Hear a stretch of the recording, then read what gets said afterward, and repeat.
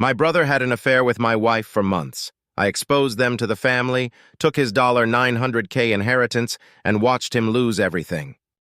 I never imagined I'd find myself typing out this story, exposing the raw, painful truth of betrayal that has upended my life. My name is Mark.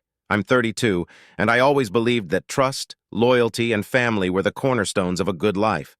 I thought I had it all: an amazing wife, Olivia, who is 30, two beautiful children, and a supportive family. But everything changed the day I discovered that my own brother, David, 28, had been carrying on an affair with my wife behind my back. This is my story, and I'm still trying to pick up the pieces. I met Olivia when I was 24. We clicked from the moment we met. She had this effortless charm and a warmth that lit up every room. We started dating soon after, and I quickly realized that she was the one I wanted to build a life with. We moved in together, and life felt almost too good to be true. We married a year later in a small, intimate ceremony surrounded by family and friends. Our wedding was a dream come true, and for a while everything was perfect. We had 2 children, Leo, who is now 4, and Lily, our sweet little girl, who is 2. I was proud of the life we had created. I worked hard to provide for my family, and Olivia was a dedicated wife and an incredible mother. At least, that's what I believed. Over time, I started noticing subtle changes. Olivia, who had once been open and affectionate, began to seem distant. It wasn't immediate. At first, I chalked it up to the stresses of raising kids and juggling work. But slowly, the distance grew. I'd come home from work to find her absorbed in her phone, her eyes not meeting mine the way they used to.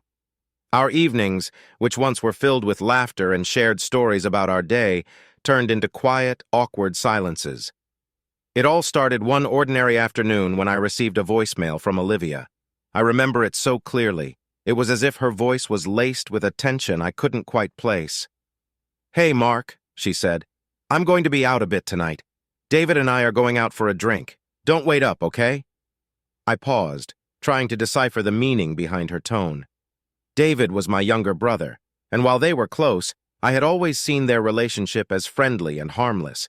But something about that message sent a chill down my spine. I brushed it off as nothing more than casual family time. After all, my brother had always been the life of the party, charming, outgoing, and always surrounded by people. That evening, when I got home, I noticed Olivia's car was still in the driveway, but David's was nowhere to be seen. I assumed they'd gone out together, as she had mentioned.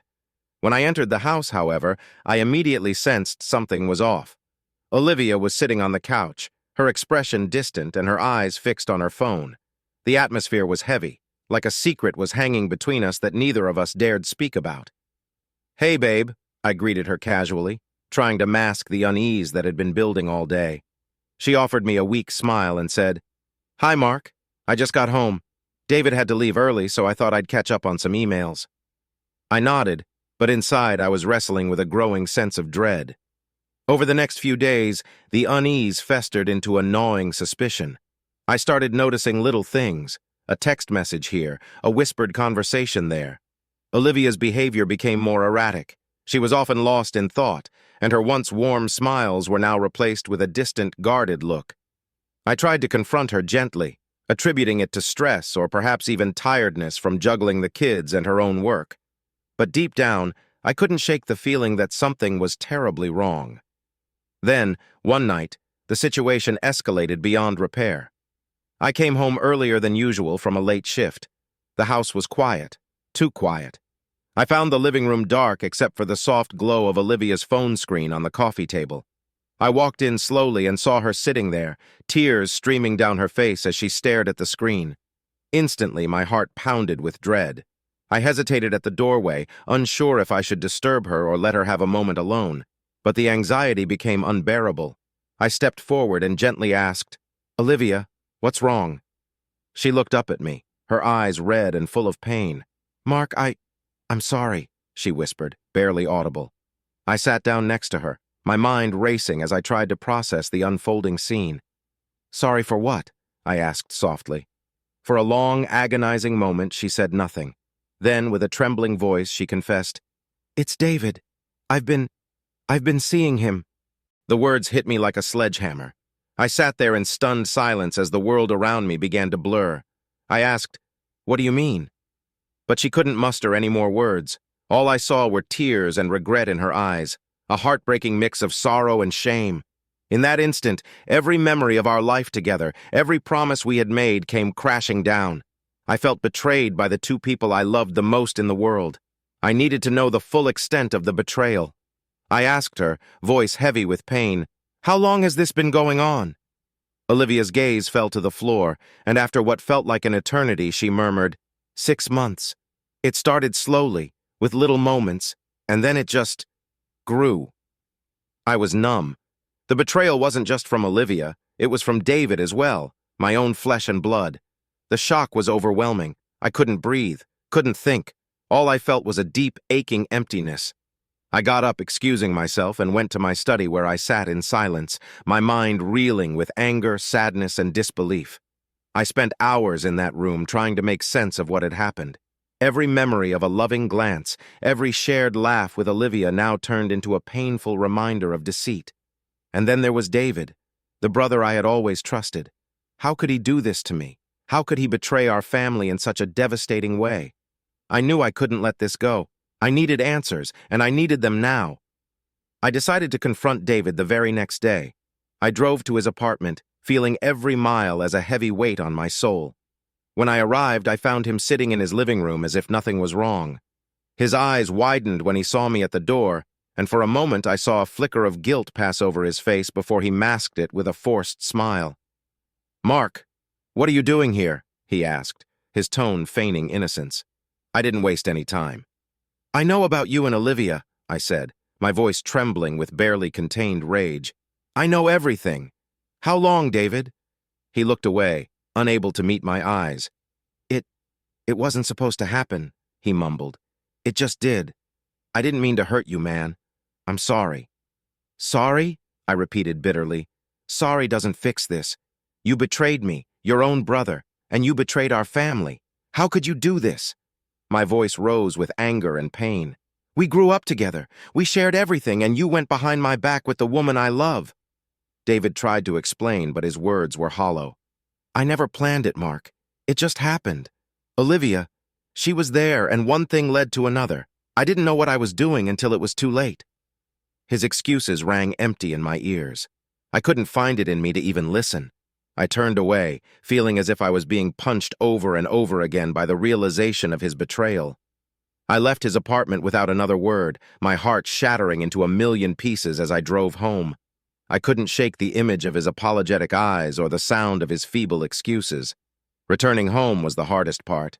The house, once a sanctuary, now felt cold and uninviting. I went straight to my study and locked myself in, unable to face Olivia or the children. I sat there for hours, grappling with the torrent of emotions, anger, despair, and an overwhelming sense of loss. I thought about all the plans we'd made, all the promises we'd exchanged, and the future that had been so full of hope. Now it was all tainted by betrayal. That night I couldn't sleep. I lay awake, staring at the ceiling, replaying every moment of the past few days. I thought about the laughter we once shared, the quiet evenings when everything seemed right, and wondered how it could all have crumbled so completely. The more I thought, the more I felt an unbearable mix of grief and anger. I knew I had to do something to reclaim my life from this pain.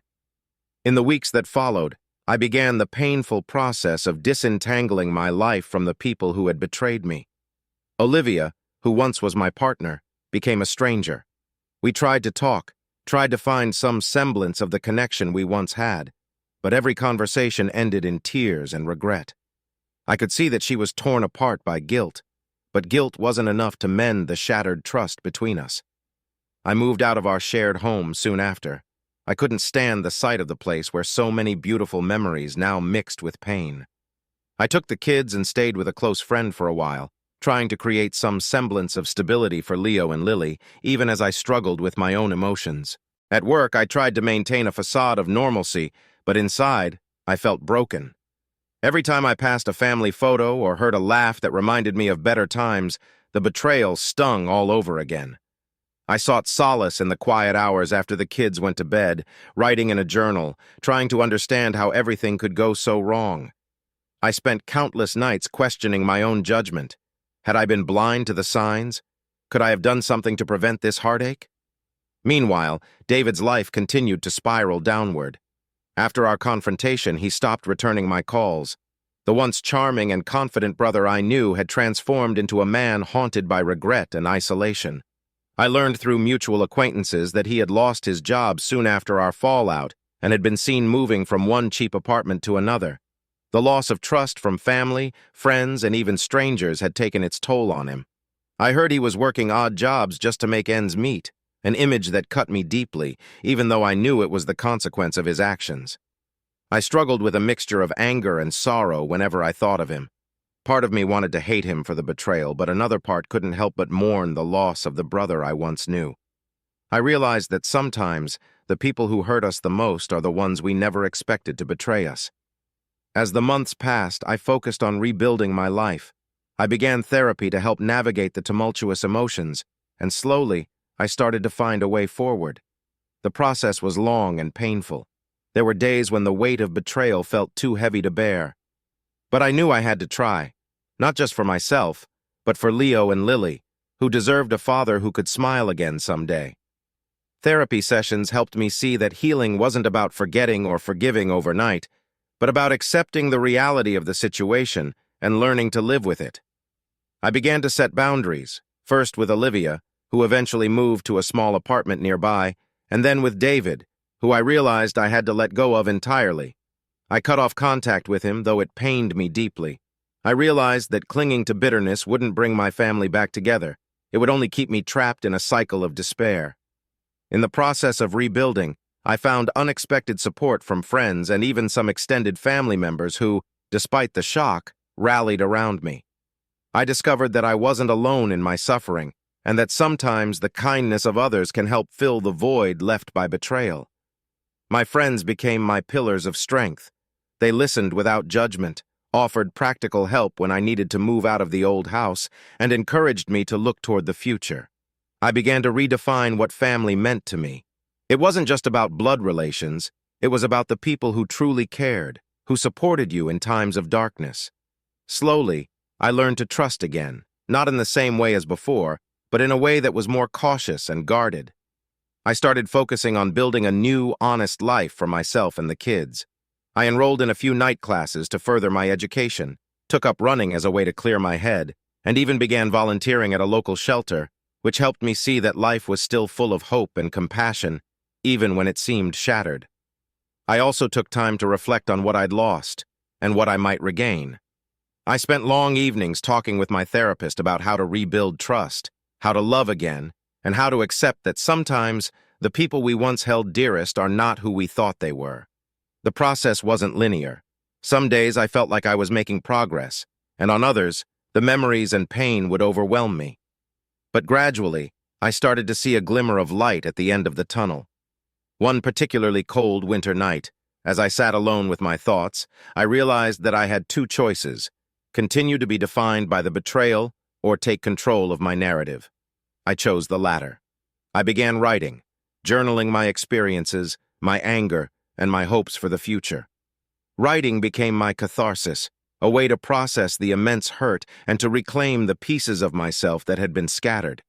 I poured my heart into every word, and over time, my writing helped me find a semblance of peace. I know now that life rarely goes as planned. The people you trust most can sometimes become the source of your deepest pain. But I also learned that resilience isn't about never falling. It's about getting up every time you do. I learned that true strength comes from facing the darkest parts of yourself and deciding, despite everything, that you're going to keep moving forward. Today, I'm still healing. The wounds of betrayal are far from completely healed, and there are moments when the pain resurfaces unexpectedly. But I've come to accept that the past is a part of me, and it has made me stronger, more compassionate, and more determined to create a better future for my children. Olivia and I now live separate lives, and while I no longer share the same home with her, I'm determined to ensure that Leo and Lily feel safe and loved, regardless of the circumstances. As for David, I have learned to let go of the bitterness that once consumed me.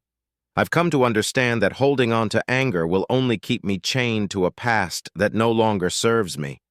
I still feel the sting of his betrayal, but I choose not to let it define me. My family is redefined now, not by the mistakes of others, but by the love and care I continue to give to those who truly matter. Looking back, I realize that the betrayal of my wife and brother was not just a personal failure on their part. It was a turning point that forced me to reassess everything I thought I knew about love, loyalty, and family. I now understand that sometimes the most painful experiences are the ones that lead to the greatest personal growth. I've learned to forgive, not for their sake, but for my own. Forgiveness, I've discovered, is not about forgetting what happened. It's about choosing to no longer let it control your future. I share this story not to garner sympathy or to relive my pain, but in the hope that someone else out there, who may be facing a betrayal of similar magnitude, will know that they can survive. You can rebuild your life, even if it feels like everything has been torn apart. It won't be easy, and the scars may remain, but you will learn to live with them, and someday, you might even learn to smile again. That's my story. It's raw, it's painful, and it's real. I'm still on the journey to heal, and I'm determined to create a life that honors my strength and resilience. I'm not defined by the betrayal I experienced. Rather, I'm defined by the courage it took to confront it, to face the pain head-on, and to ultimately rise above it. I hope that by sharing my story, someone out there might find the strength to move forward, to find hope in the midst of despair, and to rebuild their life even when it feels like everything has been lost. This is my truth, painful, raw, and filled with the lessons I never wanted to learn. It's taken me to the depths of despair, but it has also forced me to find a resilience I never knew I had. I am still healing, but every day I choose hope over bitterness, love over hate, and the belief that a broken heart can, over time, learn to beat again.